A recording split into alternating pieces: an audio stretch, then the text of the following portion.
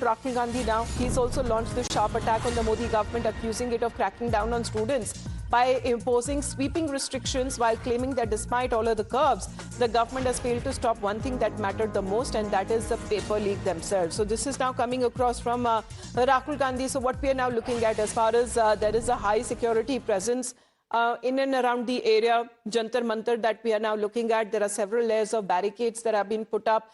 There have been several companies of the security that have also been deployed over the areas that we are looking at in New Delhi district that we are looking at. And this is what Rahul Gandhi has to say over that, because he is now saying you can shut the metro, shut down the road, shut down the shop, shut down the internet, shut down the food. But the government has taken these cruel steps against students who are demanding their rights. But there is one thing that they couldn't shut down, Mr. Modi, that is paper leaks. So we're looking at restrictions in the area, and that has been imposed because of the security situation there. Kritika, we are looking at how Rahul Gandhi is responding, saying that you can shut everything down, but one thing that you failed in shutting down was paper leaks.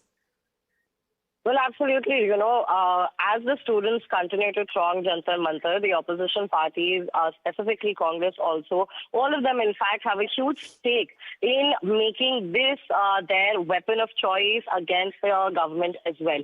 And now with the kind of orders that have come in from the government, whether it is the closure of the 18 metro stations or of regulating operations of Ola, Uber and other ride-hailing platforms, or Swiggy, Zomato, Instamart, all of these other commerce and food delivery apps as well. We've seen that the leader of opposition now is criticizing all of these measures and stating that while the government can put in stringent action in place, they cannot, however, stop paper leaks. The Prime Minister also, a direct attack on the Prime Minister, wherein he says that the Prime Minister has been unable to stop paper leaks. Now, remember last night also, we've seen how the Prime Minister took to Instagram, the platform of choice for many of these young protesters here, yes, who have in fact made Instagram the platform wherein they're issuing and learning of the protest via videos. That is also coming in at the back of the Prime Minister, thanking students for their positive response on the assurance that he had given as far as the fast-track courts are concerned. But the opposition had earlier attacked this as well, had stated that this also is just lip service and is not convincing enough, and that the demand for resignation of Education Minister remains the top priority. Over to you.